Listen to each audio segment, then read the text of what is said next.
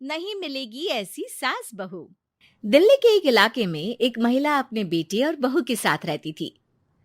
अरे बहू देख तो जरा, कौन इतना दरवाजा पीट रहा है। अरे किसे क्या हो गया है, लगातार दरवाजा धड़ाधड़ पीटता जा रहा है। देखती हूँ मम्मी, पता नहीं सुबह सुबह कौन आ गया। बहू दरवाजा खोलती है तो देखती है कि बाहर एक लड़का खड़ा था। थोड़ा गुस्से में था। अरे मैडम, आपकी ऑनलाइन शॉपिंग ने परेशान कर रखा है। बार बार आप अपना सामान वापस लौटाती हैं। कभी एक बार में सामान आता ही नहीं। अरे कैसे बात कर रहे हो? मैं कंपनी को फोन करती हूँ।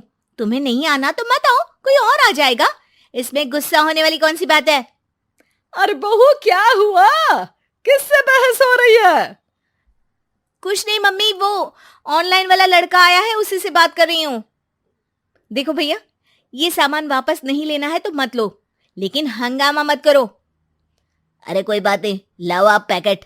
मेरा तो ये काम ही है, बस थोड़ा गुस्सा आ गया था। बहू अंदर जाती है और पैकेट लेकर बाहर आती है, लेकिन तब तक लड़का वापस जा चुका था। बहू को समझ में नहीं आया कि हुआ क्या। वो अंदर जाती है तो किचन में काम में लग जाती है। अरे बहू, तुम्हें ऑफिस नहीं जाना क्या? कितनी देर हो गई? किचन से आवाज आती है। जाना है, लेकिन इनका नाश्ता तो बना दूं। अरे उनकी चिंता मत करो, तुम अपना नाश्ता लेकर जाओ, मैं बना दूंगी नाश्ता। अरे तेरा ऑफिस भी तो जरूरी है ना, कितना काम करेगी। ठीक है मम्मी, जाती हूँ, रात का खाना साथ में खाएंगे।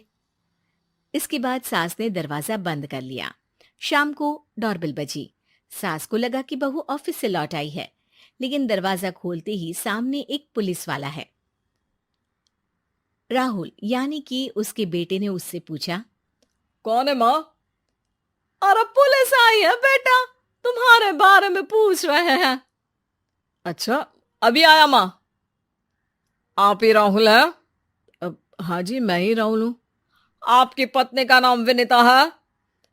हाँ जी, लेकिन आप ये सब क्यों पूछ रहे हैं? और कहाँ है मेरी वाइफ? देखिए, परेशान मत होइए, आपको मेरे साथ चलना होगा, मैं आपको रास्ते में पूरी बात बताता हूँ। मैं आपके साथ थाने क्यों चलूं? कोई क्रिमिनल थोड़ी ना हूं मैं। अरे मैं आपको थाने नहीं ले जाने आया हूं, बल्कि आपको मेरे साथ अस्पताल चलना है। राहुल परेशान होकर पूछता है। क्यों, क्या हुआ? देखिए, आपकी पत्नी का बड़ा एक्सीडेंट हो गया है और वो अस्पताल में भर्ती है। बस किसी तरह से आपका पता मिल सका, इसलिए हम आपको लेने आ गए। राहुल हड़बड़ी में माँ को बगैर बताए पुलिस वालों के साथ घर से निकल जाता है।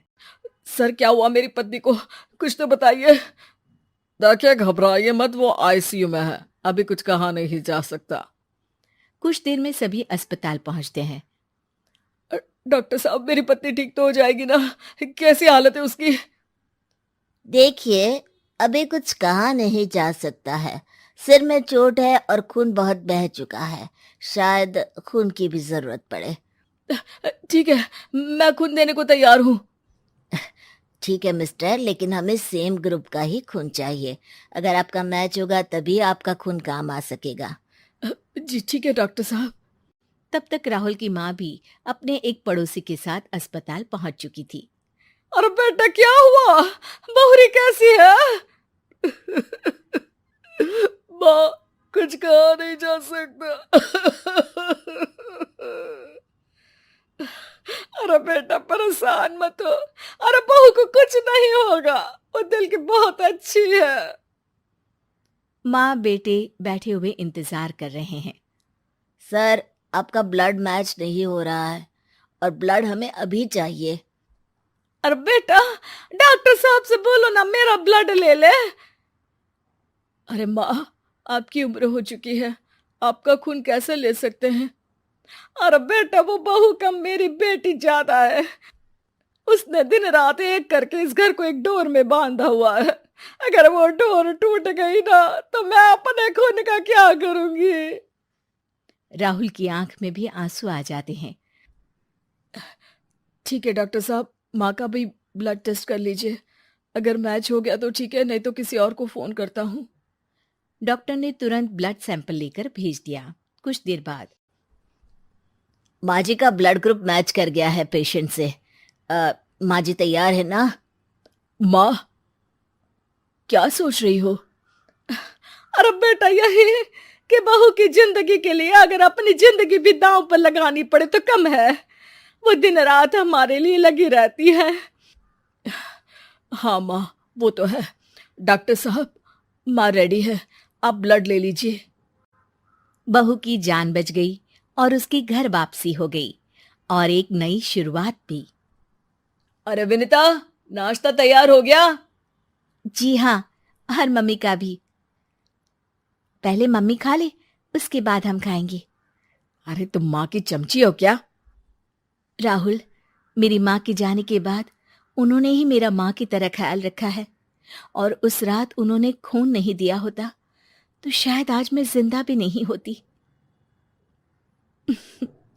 इतना तो माँ के लिए बनता ही है ना।